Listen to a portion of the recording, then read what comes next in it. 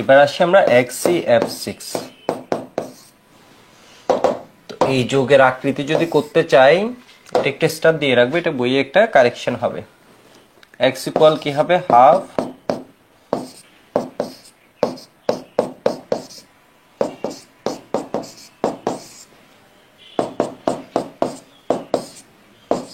Xanon কত 8, monovalent. Fluorine কি monovalent? হ্যাঁ, fluorine, chlorine, bromine, iodine, hydrogen এরা হচ্ছে মনোভ্যালেন্ট। মনোভ্যালেন্ট মানে কি একযোজী, এরা একটা বন্ধন দ্বারা যুক্ত হয়, তাই না? এদের যোজ্যতা কত বলি, 1। কোনো প্লাস মাইনাস চার্জ তো আমি দেখছি না, তাহলে 6 8 কত হয়, 14। তাহলে কত, 7 7 মানে কি sp3 d3, p3 d3, এর মানে কয়টা, 6টা। 6 এর আগে কয়টা, 7টা। তাহলে লোন পেয়ার কয়টা হবে, বসার জায়গা হচ্ছে 7 জনের, বসছে কয়জন, তো হবে 1।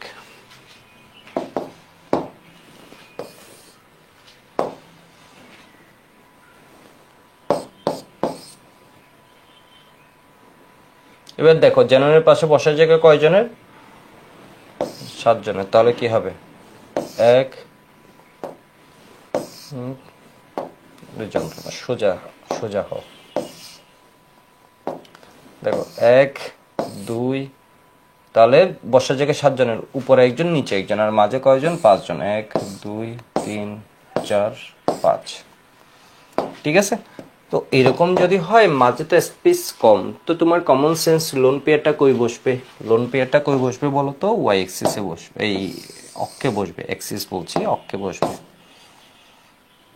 আর এখানে কি বসিয়ে দিলাম, ফ্লোরিন।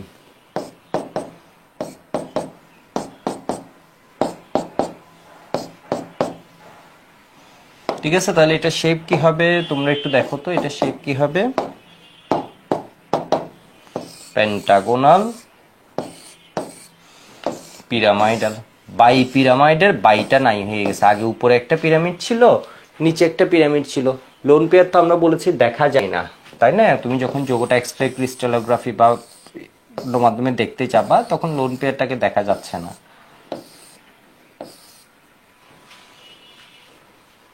ঠিক আছে, লোন পেয়ারটাকে দেখা যাচ্ছে। তাহলে এই যৌগের আকৃতি কি হবে,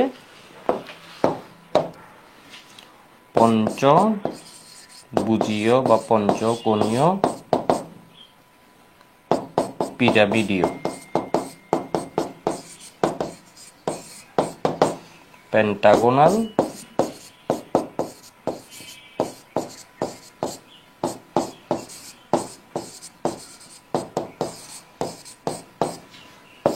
পিরামিডাল,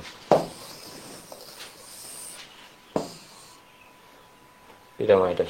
ঠিক আছে, আমাদের হাজারি স্যারের বইয়ে কিন্তু এটা লেখা খুব সুন্দর মতো লিখেছে, এটা হচ্ছে হাজারি স্যারের বইয়ে।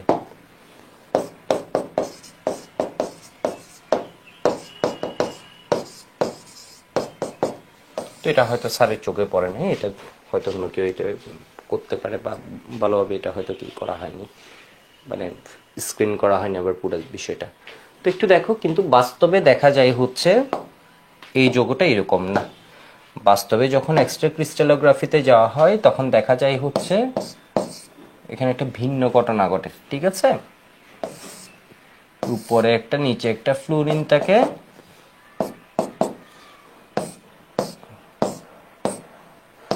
মাঝে থাকে 4টা ফ্লুরিন। ঠিক আছে, তাহলে এই জিনিসটা কি হয়ে যায়, অষ্টতলকীয় হয়। কিন্তু না, অষ্টতলকীয় হয় না, এর কারণে এখানে একটা কি আছে, লোন পেয়ার। ঠিক আছে, লোন পেয়ারটা এই যে উপরে বা নিচে এই তলে এমন করে ঘুরতে থাকে, সেজন্য এখানে যে অক্টাহেড্রাল হয়, অর্থাৎ এই জিনিসটা হচ্ছে, তুমি দেখছো কি বলতো, এটা হওয়াটা লজিক্যাল, কিন্তু এটা না, এটা হচ্ছে না। বিষয় বুঝতে পারছো, না হওয়ারও কারণ আছে, এটা নিয়ে এক্সপ্লেনেশন আছে, বিষয় বুঝতে পারছো। x=7 এর কেসটা হচ্ছে সেই জন্য ক্রিটিক্যাল, এটা তোমাদের সেই জন্য ওইভাবে পড়ানো হয় না, আমাদের পরীক্ষায় এগুলো আসে না। ঠিক আছে, তো এইখানে হচ্ছে তোমার ওই যে কোন জায়গায় কোন ক্যারেক্টারিস্টিক্স অরবিটালের বেশি, এই জিনিসটা আমাদের জানতে হবে, আদারওয়াইজ আমরা কিন্তু এটা এক্সপ্লেন করতে পারবো না। তো যেটা বলছিলাম, এটা হচ্ছে হাজারি স্যারের বইয়ে লিখেছে। তো কি হয়েছে, এক্সরে ক্রিস্টালোগ্রাফিতে দেখা যায় এই চৌকোটা যখন আকৃতি, তখন দেখা যায় না, এরকম না। যৌগটা হচ্ছে, তাহলে যেটা বাস্তবে দেখা যায় ওইটাই তো ওর আকৃতি লিখতে হবে, তোমার যেটা লজিকে আসে এটা তো লিখলে হবে না। বাস্তবে তো যৌগটা এক্সিস্ট করে, বাস্তবে যৌগটা যে আকারে আছে এটা তো তোমাকে লিখতে হবে। তো এখানে কি লিখতাম বলতো, এখানে উপরে একটা ফ্লোরিন, নিচে মাঝে 4টা, তাহলে লোন পেয়ারটা কি হয় এই তলের এমন করে ঘুরতে থাকে, উপর নিচে এমন করে ঘুরতে থাকে লোন পেয়ারটা। তো এটার আকৃতি হয়ে যায় কি, এটা না, এটার আকৃতি হয়ে যায়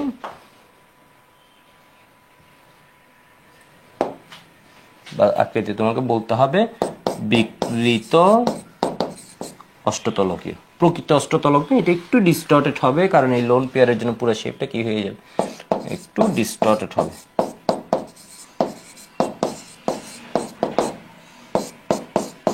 ডিস্টর্টেড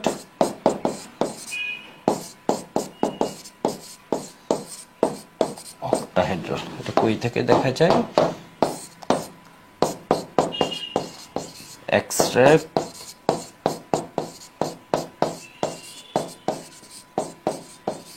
এর মানে যখন যৌগটার আকৃতি দেখা হয় তখন দেখা যায় হচ্ছে কি বলতো, এটা কি ডিস্টর্টেড অক্টাহেড্রাল।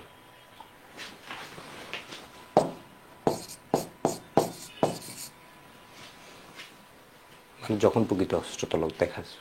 ঠিক আছে, এখানে লোন পেয়ারটা জাস্ট এই জায়গা করে দেখিয়ে দিলে হবে এটা কি লোন পেয়ার। হয়েছে মনে হয় সবার, ও কোয়েশ্চেনটা করেছিল। এরপর আমি আরেকটু পেন্টাগোনাল বাই পিরামিডাল, হ্যাঁ ওইখান থেকে একটা পিরামিড হওয়ার কথা ছিল, পেন্টাগোনাল পিরামিড।